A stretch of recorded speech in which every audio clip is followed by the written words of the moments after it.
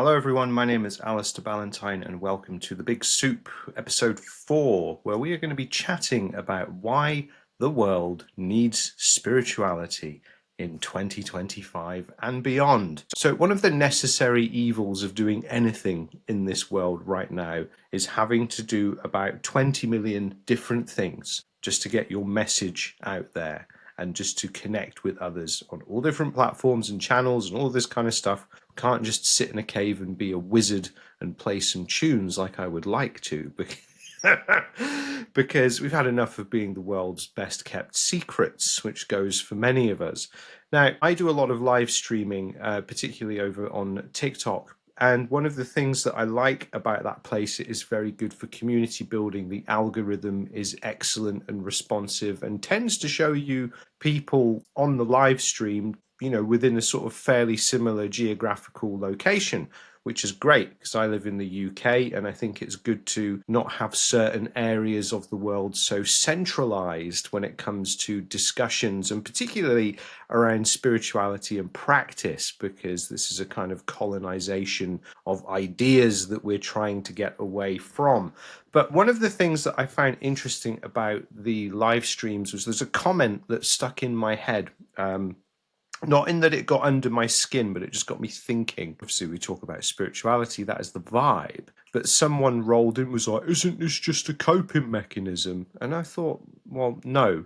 For one, it isn't a coping mechanism, because anything that helps you find a deeper sense of self and meaning in this life is not a coping mechanism. It makes your life experience richer in all kinds of different ways. But it did get me wondering as to how many people actually would lean into this kind of thing as a coping mechanism, and they're not necessarily interested in the spiritual practice, but they're interested in things that can try and make them feel good, that can try and cushion the sharp edges of a paradigm that, let's face it, is, well, is it late stage capitalism or is it end stage capitalism that we're living through at the moment, with the rungs on the social ladder getting further and further apart and becoming, and we, as we feel more isolated and disconnected when we're the most connected we've ever been, and divided by these ideological smooth brains who are trying to drive wedges between us all rather than allowing us to build and grow connection, which is natural, I would say.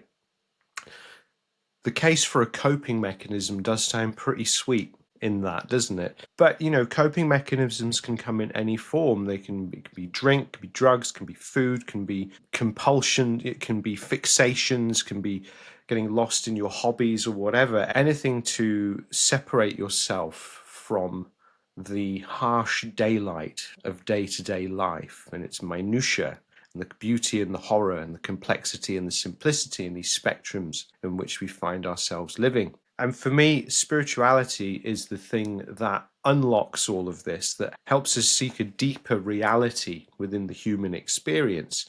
So if anything, that's kind of the opposite of a coping mechanism, at least from my position anyway, because we're putting ourselves deeper into the mix, firmer into the groove, and in more touch with the layers and levels of self. So doesn't really sound like a coping mechanism to me at all, but that is what has inspired this week's topic of discussion, because we need spirituality in 2025 and beyond, because the world has got kind of weird. Spirituality is the glue that connects us to the various different layers of ourselves, but also to the world around us and the people, communities, nature, everything. All of it is bonded with spirituality as the glue or the bonding agent.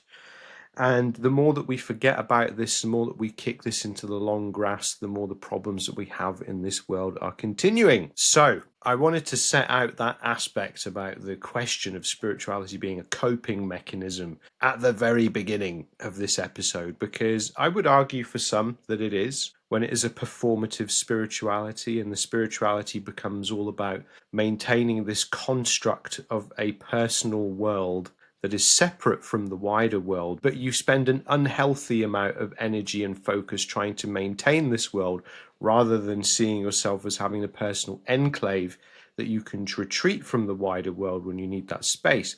But there isn't also that sense of disconnection from it, because one of the views that I have is that life itself is conscious. We're in a conscious relationship with life, and the world and everything. So we have to make our peace with our levels of operation with the world and the various things that we decide to do. So even when we're retreating from the world, the macro world, into our personal micro world, there still has to be that awareness of connection, because our world cannot be sustained if the macro world is not there. Everything is interdependent.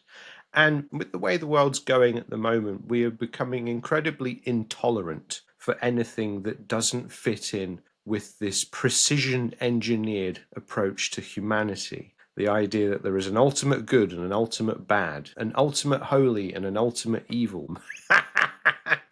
which all of this is dependent on which religion you class yourself as a member of. Even some people in the spiritual world are so anti-religion that they have formed their own special kinds of dogma, that anything outside of that version of spirituality or their version of spirituality is somehow invalid. But that's also when we see spirituality as a coping mechanism, because if you are militant about anything in this life, you have got your ego tangled up in it. I don't care if that is your diet, your political views, your religious views, your social views, artistic inclinations, your personal tastes in something. If you wrap up your identity in anything outside yourself, that is a tent pole for your ego, because at some point a breeze will come along that will pick up pace and turn into a wind that will be in danger of blowing that tent down, and you will have to spend energy to try and keep it upright. So we have all of these entanglements and things. It's not good, you know. When things become coping mechanisms, it's not good. It's like my time in the musician world, and people will be so militant about genres. Oh, I don't listen to this. No, that's not proper music. This is proper music. And it's like, all right, mate. I used to be like that. I, for a little while, didn't listen to anything other than, I think it was classic rock and blues. And now I never listen to that stuff because it's boring. You know, it's the classics for a reason, but there's only so much you can hear the same thing being regurgitated over and over with different variations in the expression. And one thing that I find interesting about this is, once I was free from my cognitive prison of musical tastes and prejudices, I started to find enjoyment in most musical genres. I started to find pleasure in different styles and how to blend and contrast some of those elements, not into my own compositions, but also my own playing. And to me, you know, going down this path at a young age, my early adulthood, really informed the way that I look at the world, and really informed this sense that everything is connected and everything's screwed up because we are choosing to believe that it's not connected. We have been told that we are islands. We are kept being sold the myth of the rugged individual who will triumph over all, and we can just grind our way to a better future. Whereas there is going to come a point where these solutions, where everything is based on this mechanical view of the world, this very mechanistic approach of the world, where we see the world and humans like machines, rather than taking into account the organic processes, and that there's going to be nuances, there's going to be variations, there's going to be changes, there's going to be shifts depending on who is approaching the situation or who's being asked the question. All of these things are going to run out of rope and hit the wall, probably sooner rather than later. And that is where place of personal spiritual practice and self-inquiry comes in to fill the void, to fill in the blanks, to be the bridging factor between different aspects of life and questions and situations, because it helps you step into that unknown with a sense of clarity, and knowing that the certainty in the situation of what you're seeking will unfold if you continue to take the aligned steps. So it's not about having one or the other, it's about having both. There is, so those of you watching on the video will see I'm referring to my notes today, because how I plan these podcasts is exactly the same as how I planned lessons as a teacher, is I just make talking points. You know, I don't believe in having a rigid, oh yes, we must stick to the framework. Because the times I've been on podcasts and people have been reading from a set sheet of questions in a format, oh my God, I hate it so much. There's just no room for conversation, you know, there's no room for ideas. I know that, you know, while we're talking about things, that stuff's just going to come along out of nowhere. So we have to make room for that to manifest. I always used to say this when I was teaching music as well. You can have your technique, you can be well practiced. It's your responsibility to be as, ship shape a musician as you can be. Have as much stylistic touch points as you can in your own awareness, taste, listening, and playing. But you need to leave room in the middle for chaos, essentially, for the unknown to become manifest, and for that, essentially that third force of the higher energy to blow through and breeze the situation. There was a great quote from Robert Fripp about approaching creativity and saying creativity is like the wind, and it is up to the musician or the artist to build as strong a sail as possible to catch the wind when it blows. And this is something that I think is a foundation of why we need spirituality right now, because we have become such a hopeless society. All of the films that come out are remakes. How many things are reboots? How many rehashes of things we're seeing, especially in music as well. Like, people are taking songs and just, slowing them down, speeding them up, releasing them as something else. Let's add a fatter beat. Not that these things weren't done before, but it's getting harder to find things that are transcendental, that are unifying, that are innovative, just because we've become so compartmentalized and fragmented as a society. It's getting harder for things to cross the boundaries unless they are, of course, mainstream, well-funded products with a lot of resources behind them. And it's very challenging for art that has heart and soul to connect with the masses, to rise up to the surface in these times. And I don't know why my diction went like some kind of news report. It's very hard for art with a soul and a heart, blah blah blah. What are you doing, man? I don't know.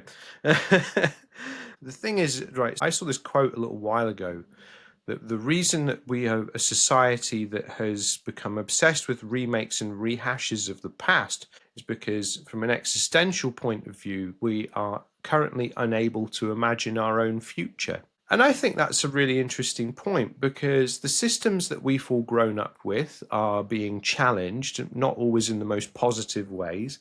There are some people out there who just have a blanket aversion to anything mainstream. Oh, you're not going to tell me what to do. Cool, okay. This kind of thing. People like to view themselves as above and separate to society, but they all poop brown and bleed red like the rest of us. So there's this real weird sense of trying to be above all of this and disconnected from it, as if it's somehow enlightened, but it's really just the kind of the spiritual equivalent of being a toddler and crawling around smeared in your own crap, rubbing your hands on everything and going, expecting everyone to pay notice. Something else that is emblematic of these troubling times is suddenly everyone kind of has to be an entrepreneur, or they have to be the architect of their own world, and they have to create something that stands outside of the system. I've had to do that, and I'm doing that, and I've worked for myself pretty much since I left university in 2008, graduating with a professional music degree into the financial crash. So yeah, I know what it's like to have to be adaptable and to see every system that you were raised to believe in just crumble when you are old enough to participate in it. So it's an interesting time for many reasons, but I think it's particularly difficult if you don't have those means of being able to try and find your way through. Now, I do not come from a rich background. I've had to make my own way. I've had some pivotal help in moments that have come in very unorthodox ways and unexpected ways, but it's never been a case of like, bank of mum and dad, bail me out with this one. It's like, or, oh, don't worry, there's always somewhere to go to, or there's a family home. We don't have any of that. I don't have any of that, and this is not like, oh, poor me. It's more like it or not, I've just had to keep going and try to find a way. So if anything, being in this kind of landscape for the best part of 20 years now has made me somewhat adaptable, but it has also been part of my Jedi training as a spiritual practitioner, just to recognize how we can find our way when all seems hopeless and find our way when we're in those dark moments. And when we don't have a sense of higher meaning and higher connection, it can be very difficult to connect with a sense of hope in this world.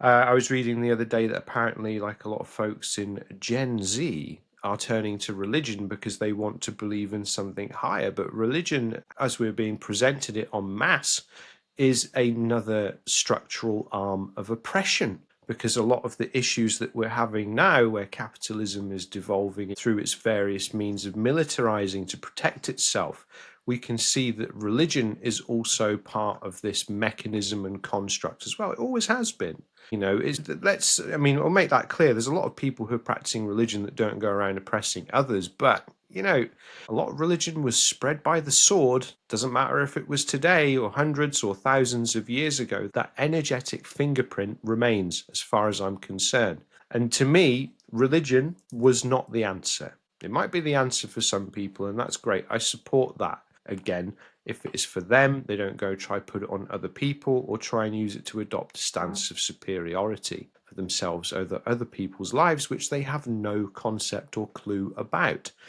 So with this, establishing that sense of transcendental higher connection is helpful because it creates a sense of meaning, but it also connects you with a sense of self that is transcendental of your human self. This is all powerful stuff, but a lot of the time in the online business world, when I see people talking about God, it's always God told me to make this program. God told me to do this. It's only ever shown in a context of how can this benefit me? And this is also a problem with online spirituality in the woo age. Remember our distinction between new age and woo age.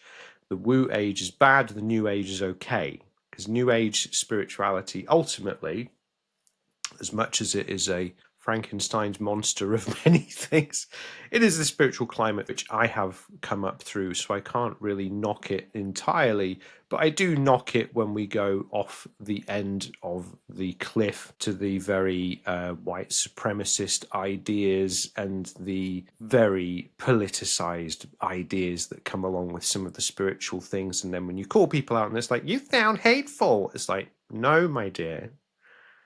No, it's just there's a whole bunch of people now from around the world, from different backgrounds and mixtures of the human cocktail that've got different stories to tell, rather than when these ideas were brought forward in the Victorian times and developed from there through the Western lens of individualism.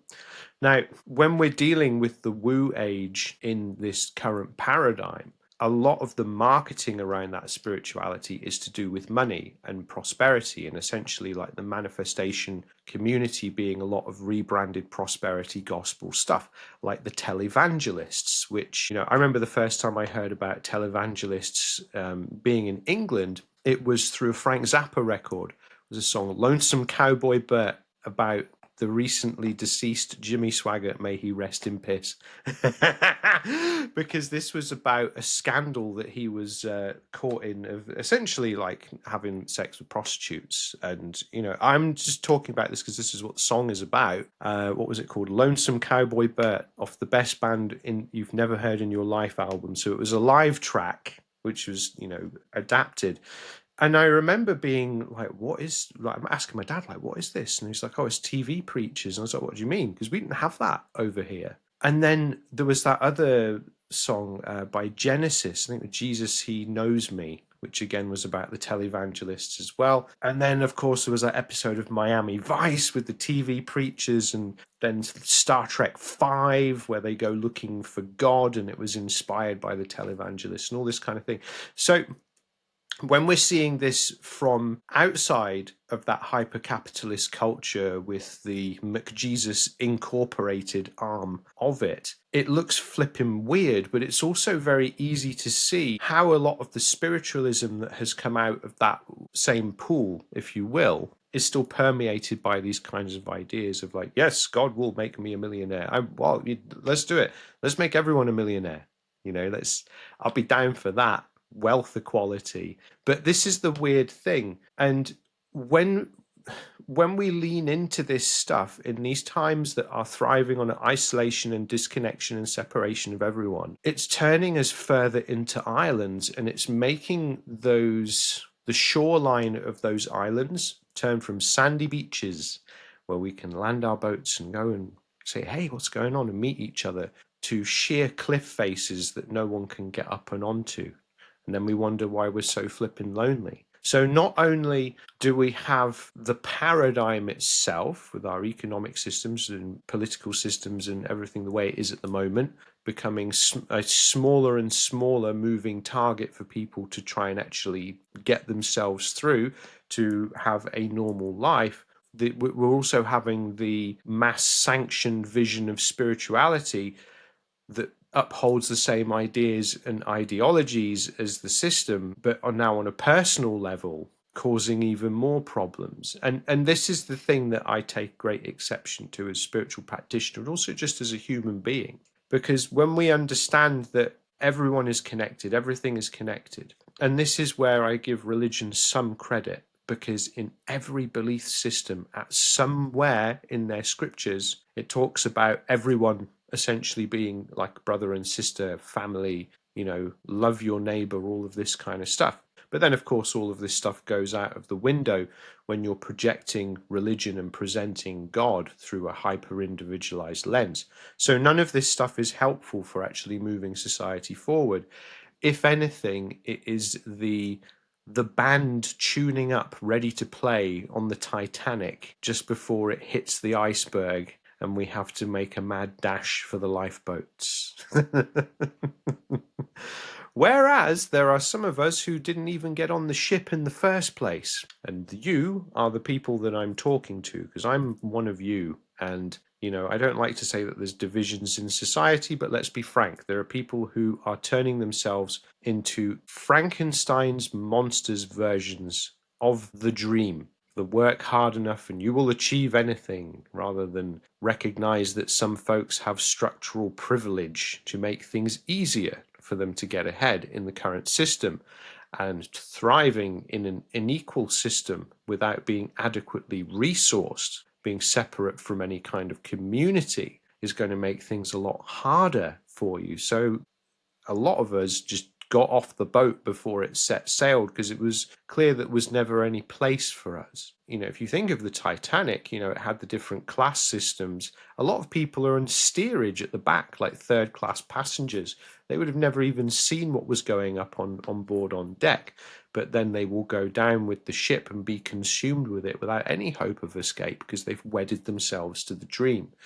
And this concerned me a lot, in my days as a teacher, because strangely, my time as an active teacher and being really in the mix in the industry, or in the sector, shall we say, actually coincided with Gen Z's schooling. So I was doing, primary school music clubs when Gen Z were like a primary school age. And then I was working as a high school music teacher when they would have been in high school and doing other stuff as well. And then I moved into the post 16 sector when they would have gone into the, like the college age. Because in the UK, we call college the period of time like sort of between 16 and 19. So it was interesting teaching this generation and teaching them like softer subjects and teaching them in the artistic subjects as well, because the artistic subjects at school are where we learn how to be a human and how to express ourselves. That's why the bean counters don't like it, because it's the one chance people have not to become drones. Where we can show a little creativity, and that creates a feedback loop into the other subjects and areas of learning. But what I did notice is that everyone was becoming quite materialistic, and materialistic to a point where that was replacing any kind of sense of higher connection. Now, I'm not one of these people that thinks that, oh yeah, you don't have to have money to be happy. I think that's bullshit. I think that's a lie rich people tell to poor people to shut them up. Because if I had a lot of money right now and everything was paid for and I didn't have to stress about that, I would be very happy. I'd have a lot more bandwidth. I'd have a lot more energy. There'd be a lot more to go around, a lot more to delegate on doing the things that I actually want to do, and spending my time and energy directed in the things that I want to, directed in the ways that I want to direct them, rather than me having to do things to just make sure that the basics are taken care of. I don't think that it helped along this time that, we had Neptune in Pisces era. Now, if those of you that follow me on social media know, I do talk about this a bit. Because Neptune is, it takes 14 years to go through a different astrological sign. And when we're talking about outer planetary transits, like of Uranus, Neptune, Pluto, and I'm sure more will be added to the mix, but this is where we're kind of looking at the shape of society's mood. And Neptune being in Pisces from about 2012 to earlier this year, 2025, which will go back into Pisces for a little bit this year, then we'll be in Aries from early next year without coming back into Pisces. But without getting too heavy into the astro, this was a very delusional time, a very expansive time, a time where the line between dreams, ideas, egos, and healthy and unhealthy fixations of this kind of thing was very blurred. And of course, we saw the things that really kind of were interesting to me was the rise of the app-based internet, because obviously with devices and then smartphones and things really kind of taken off in that era. And then obviously with how we access through different apps, that kind of thing, and then our window to the world suddenly getting very open. Suddenly anyone could be anything. And when that started to kind of bed in and take hold, people could proclaim themselves anything on the internet, and then that would be that. They could build up their cult-like followings around them, and suddenly the dream was open for everyone to participate in. As that's what we're doing here with the podcast and all the other things. It's not a bad thing fundamentally, because it's how you use it. You can have a nice bottle of wine with a friend and not compare yourself to the serial drinker who is out of their mind all day, every day, even though you're both consuming alcohol. It's about what you do with it that's key. So I was noticing that, inevitably we would have conversations with the students, oh, what do you want to do, when you grow up? What do you want to do? You're an adult. And then the thing that was taking me aback is the one that I heard most was, I want to be a YouTuber. I was like, okay, like, enlighten me. What does a YouTube? Oh, they stream games. I'm like, so you want to just stream playing games like all day? I'm like, oh, fair play, like, because I like a game, But it made me think. I was like, well, what are you actually putting on the table? What are you putting on the table in terms of how are you expressing yourself? How are you? I mean, obviously, you have the different personality coming through and this kind of thing, but it was like, it wasn't that the desire to do such a thing was bad. It was more about where that desire was coming from, which again was that I want to be famous. I want to be known. And this looks like an easy way to do it. Whereas actually, like, being, making your income from streaming, it's quite challenging. It's a very competitive landscape, and you've got to capture people's attention to be worth tuning into. So I found it interesting that, again, it was this individualist idea, this individualist mindset, and it was this things driven by a sense of disconnection that were driving people's choices.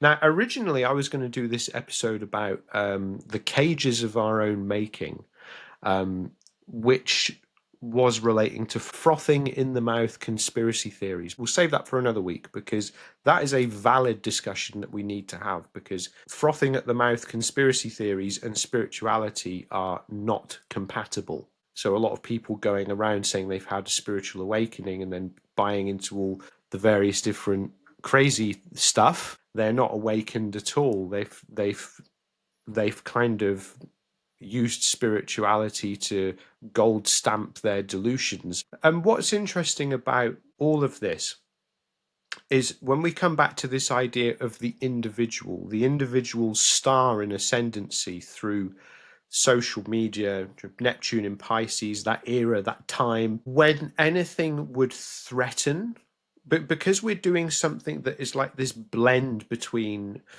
you don't really have a work self, you don't have a non-work self, it's just the self out there. And whether you're being genuine, as you know, as you are, I mean, I'm trying to be as open and myself as possible always, at all times, in any engagements and dealings I have with anyone. So like, if you met me in person, the idea is that I would be the same. You know, if anything, I think in person I'm just a little bit quieter, because in my downtime I'm quite quiet and reflective person, you know. But when I'm around others, you know, I'm very much, you know, ready to go. You know, I love to connect. So, but you get people who are distinctly different people when they're online and offline.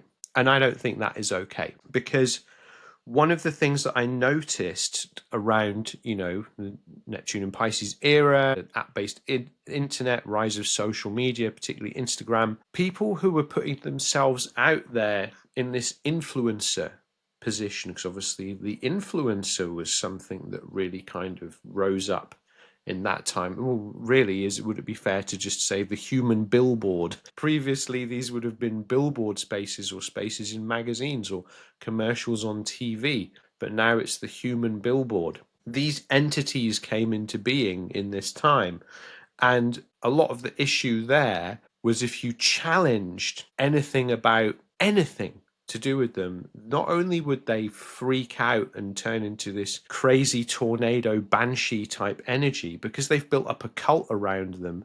They then, of course, have their legions of flying monkeys that will come and bully people off the internet. So we're seeing this again, it's an evidence of the degradation of social structures and the degradation of understanding that, you know, there's an interdependence between people and there's a harmony between people that needs to be maintained and tended to, rather than this, you know, the rugged individualist with the towering monument to their achievement that was arguably built upon the backs of others, but now in a very hyper personalized way. So when spirituality is presented through this lens, through these kinds of folks that have come up in that way and they have that sort of mentality, you're drawing water from a well that only quenches the thirst of self and quenches the thirst of isolation. You're not drawing water from a well that is about unity and harmony and self agency and self advocacy. Because when we're looking at spirituality in general, and spirituality can look in various different ways, like people shouldn't be telling each other how to practice. There's various different things that are important for various different areas of practice, but at the end of the day, it's your path. You know, you are an autonomous being. That's the whole flipping point. But ultimately, from a general perspective, it is something that connects you to something that is higher or transcendental or outside of the personal self. And when we recognize that there is the outside of the self is where others are as well, this is something that is deeply important that we start to recognize, because a lot of the structures in our world depend on dehumanization. Same with influencers, they dehumanize anyone that disagrees with them as, oh, you're just a hater, and kind of deal with this like whatever talk to the hand thing. And this culture of disconnection where everyone's rattling around like these entitled islands is not something that we should be paying any more time, energy, anything into, because that is what is screwing up the world. And when we start to come into looking for a sense of connection through the spiritual lens of like, right, well, let's connect with others and let's try and build something here where we have that understanding between one another as, like, you know, just as humans on a human level.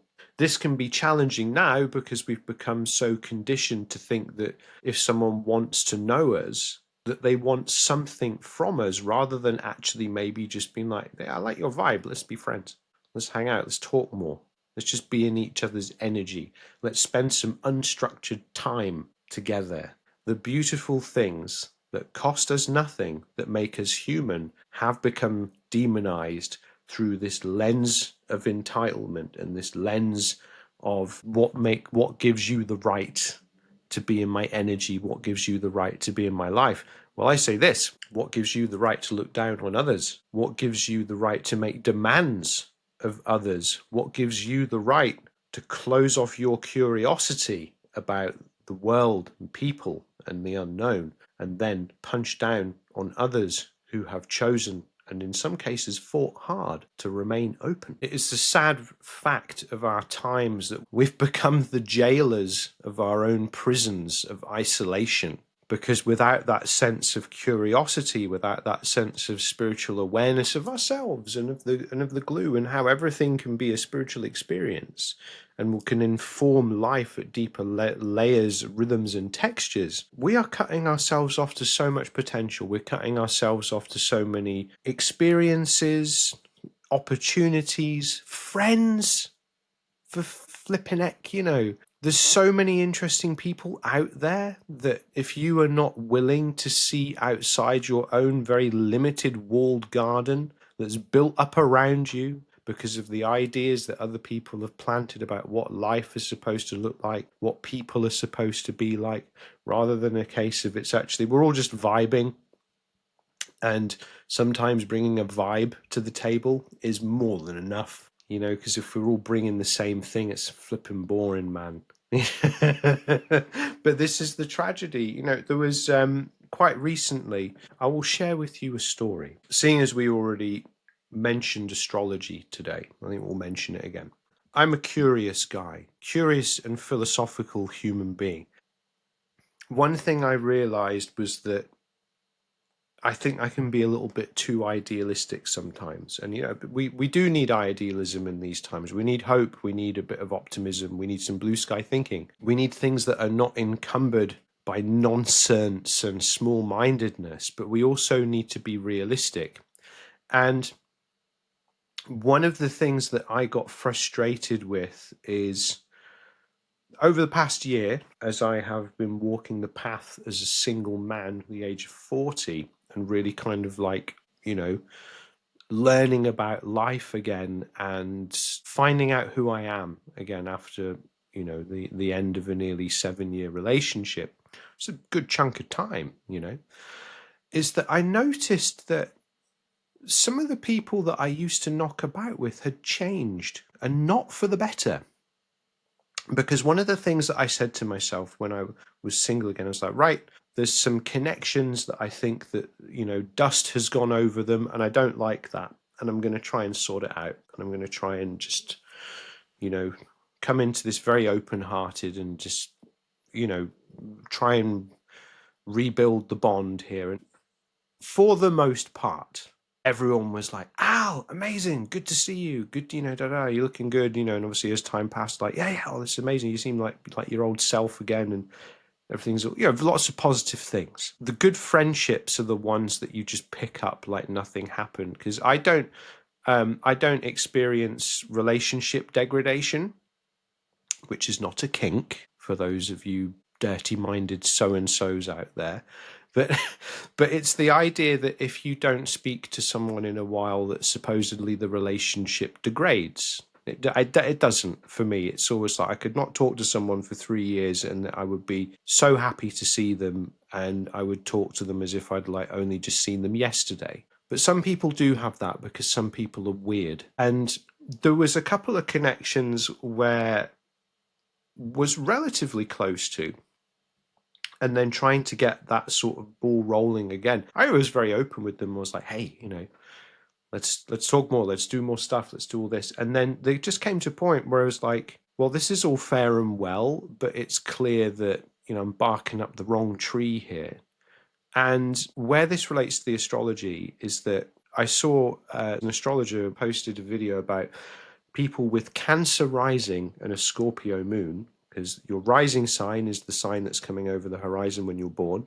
So that sign is the ruler of your chart, and Cancer is ruled by the moon, but my moon is in Scorpio, so therefore the Scorpio moon is the ruler of my birth chart. It was saying that people with this combination of placements can end up having feelings towards people that just don't know that they exist. And obviously that's the kind of was meant in a romantic context, but I thought, well, let's think of this on a bit of a broader spectrum here. Because one of the things that I do believe is that as much as we have to talk about unity and harmony and how spirituality can be the glue between these things, create that sense of higher connection, I also believe that we don't have to convince everyone, because there's nothing worse than being an evangelist about something and really trying to push someone through a doorway that they don't want to go to.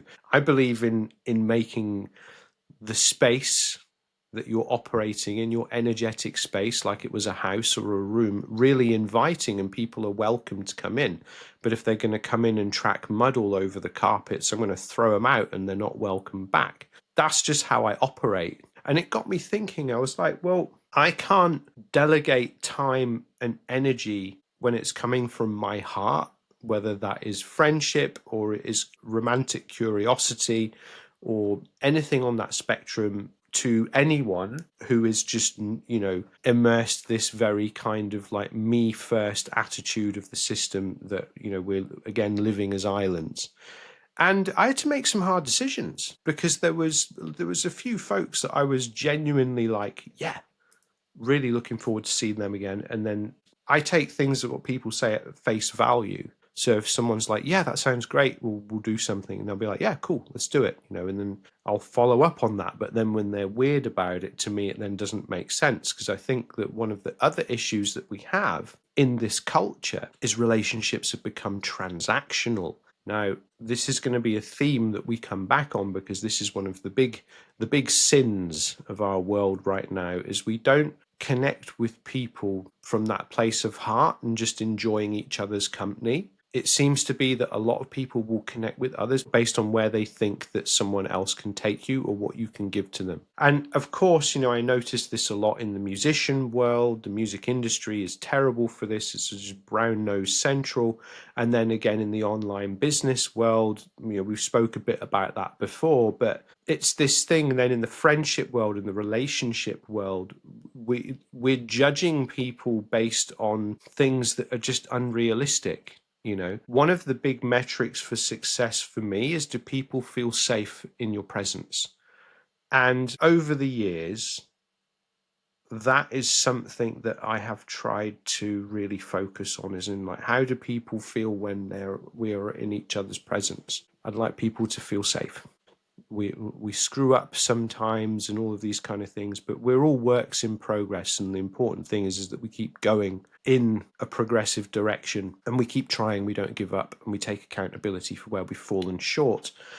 But there is so many things out there, again, when we're talking about like online spirituality, online dating advice, and this idea of going back to these very regressive structures and regressive ideologies, and essentially making it okay for people to base their romantic ideas not on what the person is actually like, but what the person puts on the table. How is that going to set anyone up for a good relationship?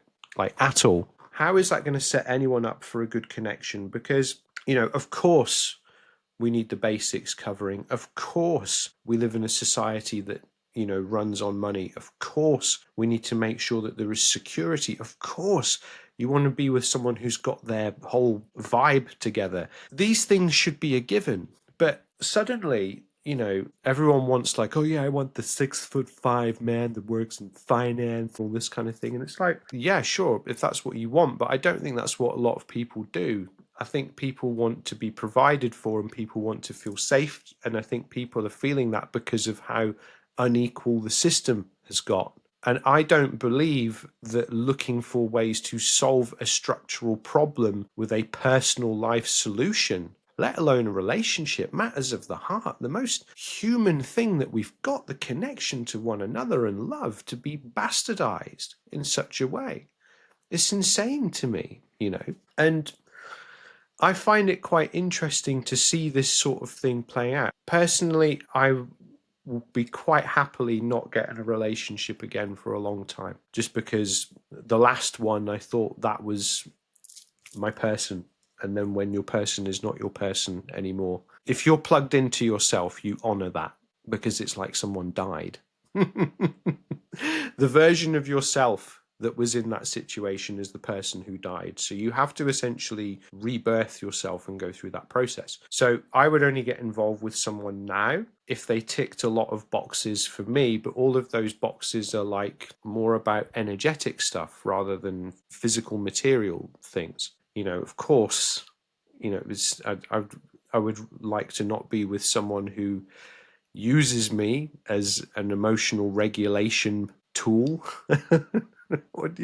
And respects me, and I don't like to be seen as some curiosity, which is what's happened in the past. And when people are disconnected from their own sense of spirit and they're disconnected from that higher reality in life, they're only judging things by the material means, because what happened during COVID, so many people broke up because, well, I'm pretty sure one of the aspects was if you can't go to work every day and then suddenly you're around your partner the whole time, the person who's supposed to be your favorite person, the person who you probably in many cases had agreed to be with for the rest of your days, suddenly starts annoying the hell out of you. I don't think the size of their paycheck matters anymore. So we need to, again, recognize that things have become commodified.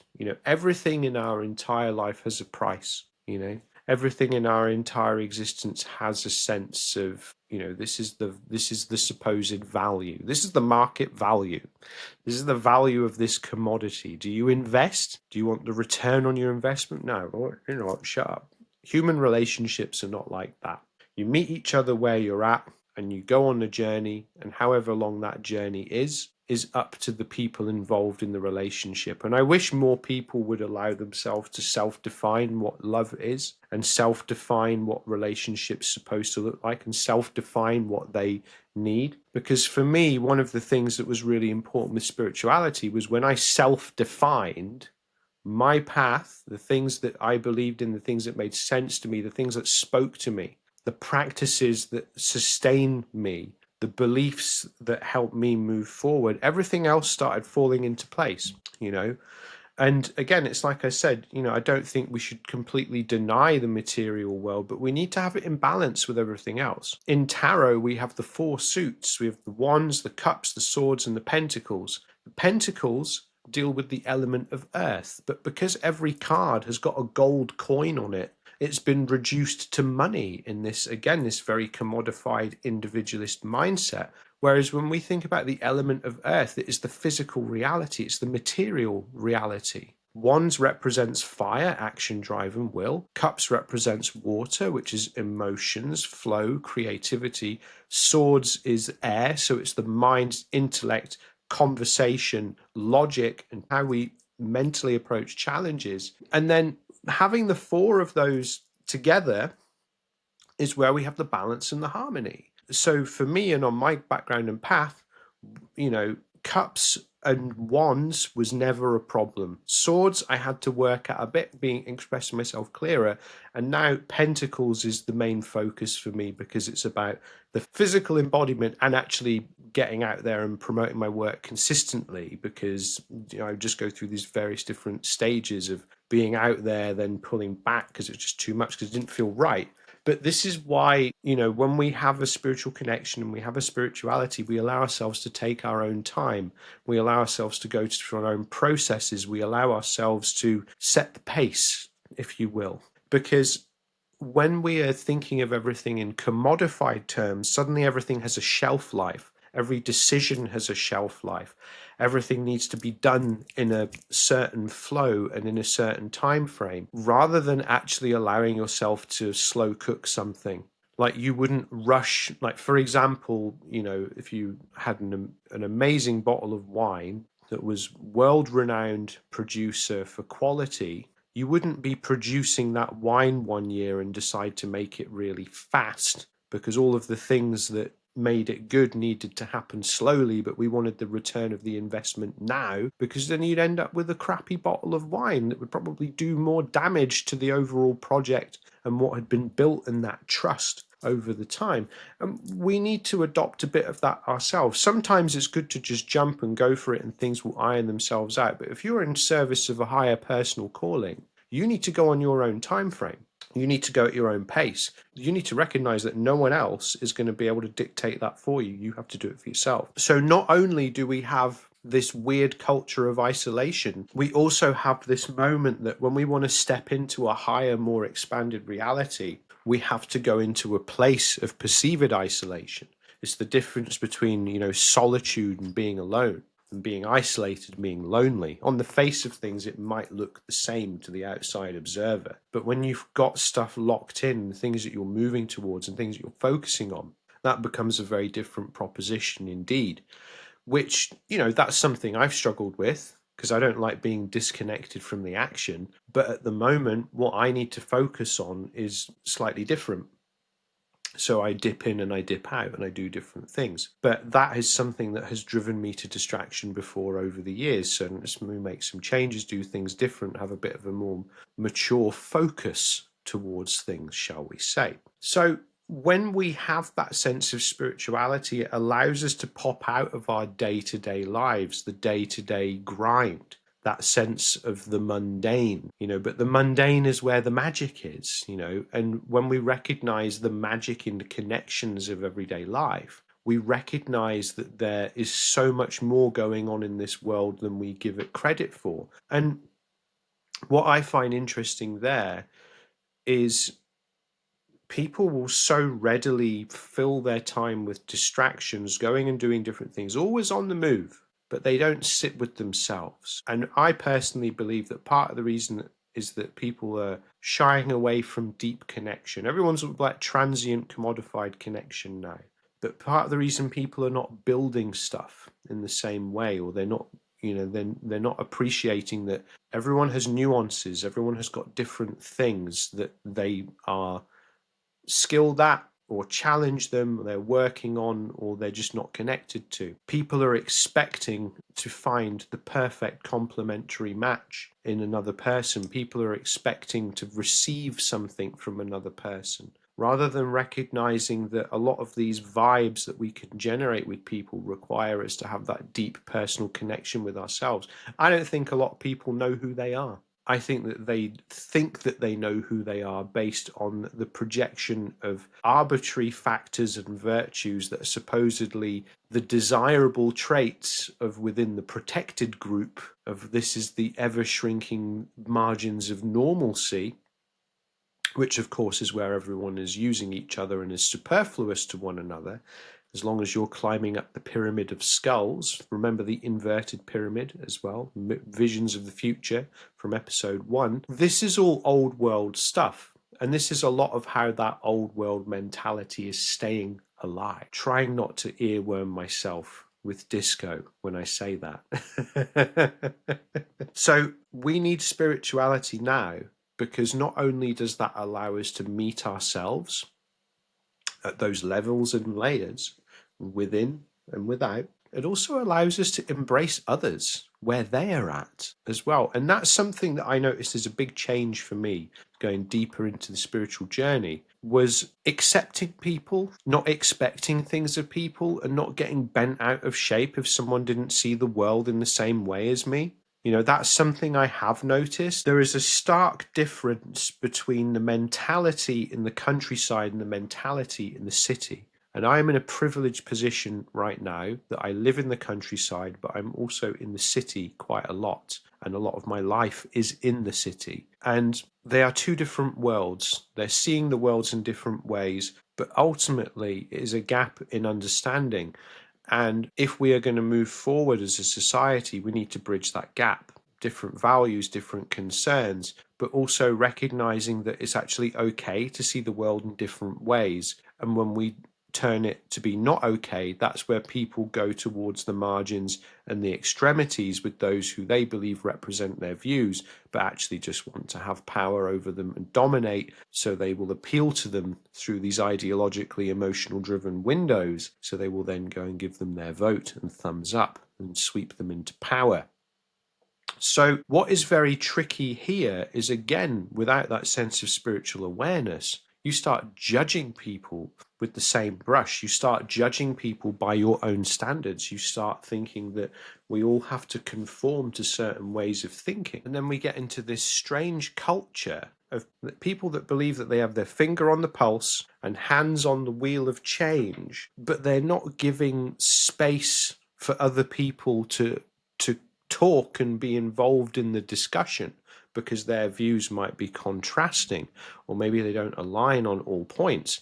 But again, without that sense of personal spiritual awareness and that sense of personal spiritual connection, we don't recognize that they actually might be looking at the same thing but from a different angle. And it's learning the angles is important to understanding and appreciating the nuances of the discussion. And when we have very loud, populist, I would say morons, but they're not morons, they're quite smart and calculating, but it's on us to learn the tricks so we don't get played. When we have people who thrive on that sense of isolation, we are making ourselves more vulnerable to society being carved up like a roast piece of meat. All of that flesh, just being sliced away through ideological bullshit reasons because we don't have that sense of spiritual connection and awareness, not just with ourselves, but with each other. And I think that spirituality owns a place at the table. That, when we have a lot of this, the personal development world with like, yes, you need to turn yourself into a robot, or yes, you've got to look at everything really black and white, or yes, do you know what, just cut people out of your life because they don't conform to whatever rules you've set for them that they don't even know about. It's all of these things that are telling us to like project outward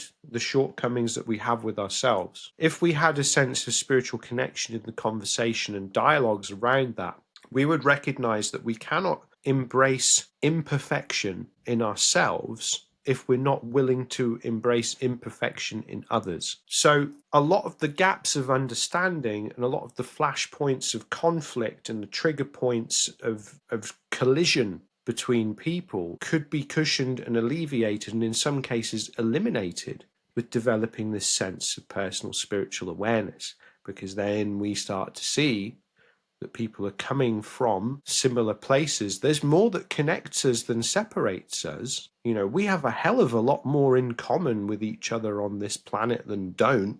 We might just choose to align ourselves behind certain flags and ideologies because they make us feel big and strong or safe, these kind of things. That's natural to want to feel that way.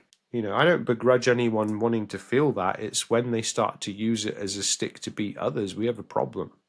So once we start to recognize these very human factors and how to kind of decommodify ourselves and sort of roll that back, because it's never too late, it's never too late to change your course. It's never too late to make a more empowered personal decision or expand your perspective or do something that gives you a little bit more scope on life. It's never too late. You could be in your 70s, 80s, 90s. You want to make a change, do something different.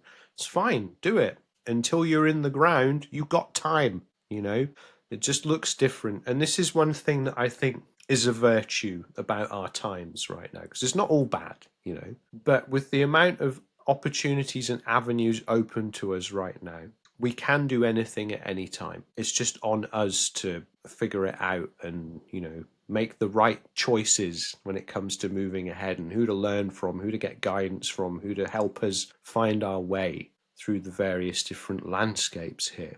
But the main thing is, with that sense of spiritual connection for yourself, you then start to tap in to the waves of energy flowing through this world. In any different situation, there is an energy flowing through it. All you got to do is just put your cup in and take a draft of that energetic water, see what happens. Some of it you're going to want to sip, some of it you're probably not going to want to sip. But the point is we can tap into it through that awareness of connection. And that awareness of connection starts with the levels of connection within ourselves. And then as we go through this process of self-inquiry, self-knowledge, deeper understanding, we learn more about who we are rather than who we think we are based on who we've been told that we're supposed to be. And then we can meet others from that more authentic place of personal truth. And I find that interesting because there's a group of friends that I've made this year that I haven't known any of them for more than like maybe 5 months or so, but I hang out with them quite a lot. This group of people is the first time I felt truly accepted by a group of people as me, without having to put a mask on. I said to myself, I'm not going to wear a mask to fit in, like earlier on this year before I met these folks. And yeah, sometimes I can come across a little odd. But the thing is I'm always vibing and having fun. I'm up for a deep conversation as much as I'm up for a dance. That's just who I am. That's what I'm about. I know what I'm about. I've known what I'm about for a long time because of that sense of personal spiritual awareness. It's when I've tried to shoehorn myself into someone else's idea, or round off the edges of myself to fit in, or not express myself because it has been at others' convenience for me to remain small. That's where the problems are.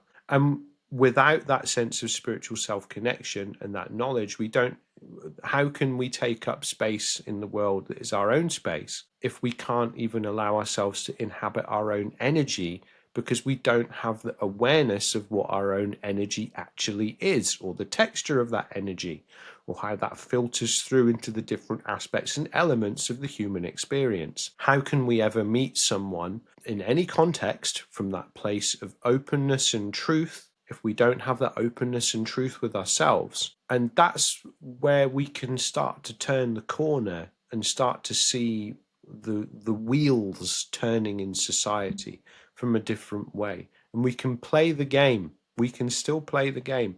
We can play it by our own rules.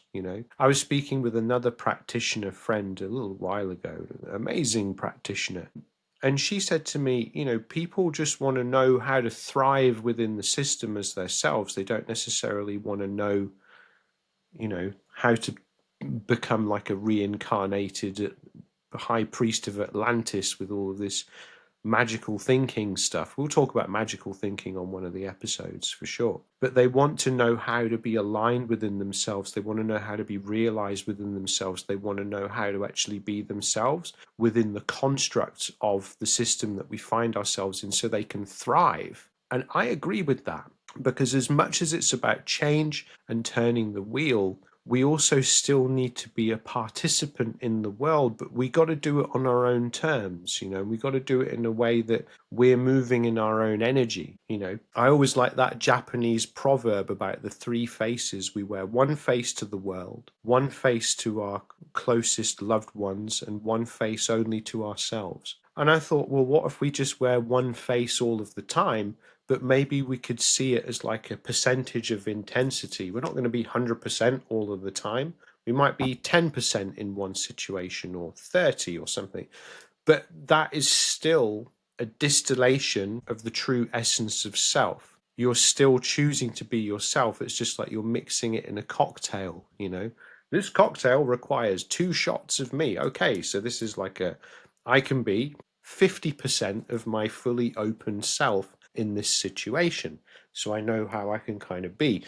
And that's not about rounding yourself off or anything. That's about seeing that your energy has a bandwidth that you're in control of. But maybe the more a situation evolves, the more you'll know if you can be more of yourself or less of yourself. But the fact is, you're still being yourself. When we're not having to be like, oh yes, this is my work persona, this is my innie, and then when we're out of the workplace, this is my out of work persona, my outie. And I love that show Severance. I really did. Like, if you've not watched it, check it out. Like, that was just the distinction, like having these distinctly different characters that don't know about the other's lives. It's the same person when they're inside and outside of work. I thought that was a great concept. Because so many of us do that. We'll put masks on. So if you're wearing the mask in the world and then you start coming into contact with other people, and it's like, I got to wear a mask around this person, or I've got to compartmentalize myself around this person. Going back to what we were saying about relationships earlier in the episode, if you have to compartmentalize yourself around anyone, 1, that relationship will not last. 2, they are not your people. And 3, what the hell are you doing? Because again, if we're not coming in from that place of self-knowledge and understanding and openness, whatever connection that is that you're building in that moment is built on sand. I don't make the rules, because you will have to divert energy to maintain those foundations that could be channeled into the situation very naturally of just being yourself. So that sense of spiritual awareness and that sense of connection with yourself, recognizing how that feeds out and connects with others, and you can be yourself in all of these various different situations, is key to having a better thriving experience in this life, and ultimately a better thriving society. So we absolutely 100% need spirituality now more than ever. But what we don't need is people telling you how to do it. We do need more people talking about why it's important, but also at the same time, they need to advocate for you defining and treading your own path and what works for you, and allowing yourself to be curious about what works for you, because no one else has had your life experiences. No one else is you. They aren't the same collection of ideas and memories and impressions and impulses. So only you can define for yourself what you need to have that holistic sense of maintenance and building that reciprocal relationship with life as a consciousness that we are in an active relationship with. So there's a whole bunch of stuff there that, your personal agency and autonomy needs to come at the absolute front of the situation. So that's another thing that we need to look out for. But it's the glue that holds this whole thing together. So many people are doing incredibly well out of a divided society. But the fact of it is, the majority of us will do so much better from a unified society. And society cannot unify itself, it cannot achieve harmony between people, because harmony and unity doesn't mean being the same. It means accepting ourselves and accepting each other and finding the resonance between us in those moments. You can still have harmony with someone, but recognize you don't vibe close together, but you're still respecting the vibe even from a distance. And it's these things that we've become discouraged to accept and embrace and even be curious about. And that is a crime. That is a crime against humanity, actually, if you think about it. Because when we recognize that and we start to step into that energy of connection, a lot can change. Because we're no longer trying to shoehorn each other into any ideas that we have about each other's lives. We can accept ourselves, accept each other closely or from a distance or anywhere in between. It doesn't matter, because we're not carrying that heavy energetic bag with us anymore about what things are supposed to be, who people are supposed to be. You are being yourself, and you are allowing everyone else to be themselves through your acceptance of them as where they're at on their journey. However close you want to be to them as a result, that's entirely up to you. I'm not saying that we've got to be like best friends with everybody, but this is about recognizing that everyone's on the journey. We are all walking on that path. And as long as we never use our practice or ideas or beliefs or perspective to have a superiority of ourselves over anyone else, there is no problem, truly, because it's all about being all embracing best possible. Some people, of course, with their belief systems and structures and ideologies, have bought out of that conversation before it even begins. But we have to recognize that, any beliefs that are positioned as to be above others are archaic and outdated as a result, as the world is going through a shifting process and changing. So the important thing to consider here is spirituality, spiritual awareness, personal spiritual path and journey is the meeting of yourself, the layers of the self. And it's understanding that you exist beyond the parameters of black and white, good and bad, yes and no. There's nuances. It's the nuances that make up the person and the personality. When you accept those in yourself and you do that work to integrate and to reconcile them, to create a tapestry of the different aspects of you, which is a lifelong project, but at least we can get started, it becomes very easy to accept and embrace others and where they're at on their journey. Things don't seem so heavy, because the world is feeling pretty heavy. And a lot of that heaviness is stuff that we take on through personalizing the structural and systemic issues as individual problems to be solved. It's not, it's the structure, but we can't have structural change if we do not start on that personal individual level. And with spirituality as the lens, spirituality as the glue, and another strand of the whole, tapestry of different things that we can do to improve and influence our lives and the world, all of this stuff for a higher purpose, it frees us from so much nonsense. It frees us from so much BS, truly, because we've got to be lighthearted. This could all be over tomorrow. Life is short, fundamentally. We don't know how long we've got. We don't know what's going to happen. Chances are you've already seen people that you love for the last time. You don't know it yet. And I hate that thought, but it's true, because anything can happen. So if we can be ourselves and we can recognize how energy is flowing through us, it's like emotions is how we experience energy. We'll talk about that another day in more depth.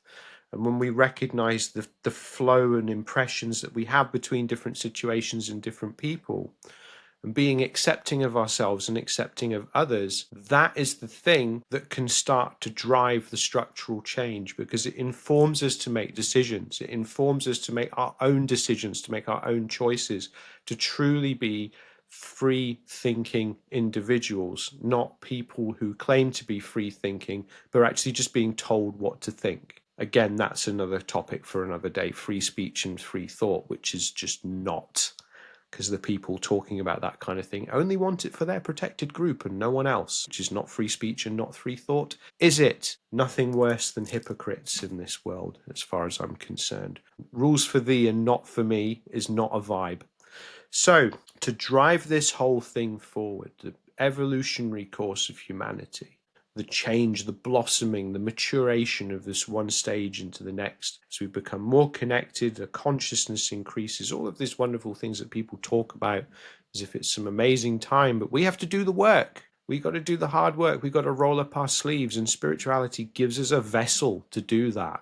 Because when we accept ourselves outside of the narrow and arbitrary factors that have been placed upon us as opposed to be what's supposed to be good, what's supposed to be bad, and all of this kind of thing, we allow ourselves to step outside of the boxes that the system seeks to place us in. When we realize we are free to make different decisions. When we're free to make different decisions, we're free to take different actions. When we're free to take different actions, that's where the magic is. So, in my humble opinion, that is why we need spirituality in 2025 and beyond, because it's going to open up this whole thing through the lens of self-acceptance and then self-awareness and then autonomy and agency as we move through this world, and then being accepting and open to others who do not share the same perspectives, and recognizing where we can create harmony and where we can create unity. Like I said, that's not going to be for everyone, but I'm not for everyone, so I'm not speaking to them, so I don't care. They don't care about us, so why should we care about them? They've got their own thing going on. Let's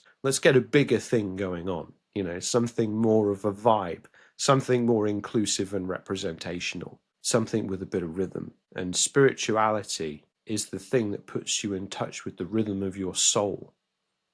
So let's see what the groove is. All right, I think that's enough for today. So, funnily enough, out of my talking points, all of the things that I wrote down, I wrote this massive list of things, and all of this was just from the first sentence. That is what having a Virgo Mercury conjunct a Libra Sun with the Mercury placement sextile to the Scorpio moon is all about. We can just talk about anything and everything at depth and at length without too much prompt. But I tell you what, that moment before you sit down to start recording there's a lot of pacing that goes into that. But anyway, I've been Alistair Ballantyne. I shall continue to be Alistair Ballantyne after the recording has stopped. This has been the Big Soup episode 4. I've enjoyed it. Again, another big and hearty bowl from the soup of life. If you want to work with me in any capacity, feel free to visit my website, www.alistairballantyne.com, where I can assist and aid and accompany you on your personal spiritual development journey, looking for insights into life through various different lenses, or whether you want to work with your own energy, stress management, confidence building, anxiety management, and all these different things with EFT, or if you want someone to walk alongside you like a wise wizard, helping you through the nuances of life, I'm available for all of that kind of stuff. And also there are some classes and courses available on my site as well. And we will soon be launching the new group as well, where we will be working together on a regular basis in the group format. So there is a lot of stuff happening. Head over to www.alistairballantyne.com to check it out. So until next time, my friends, stay soupy, and remember, in the big soup of life, let's be croutons rather than cretins.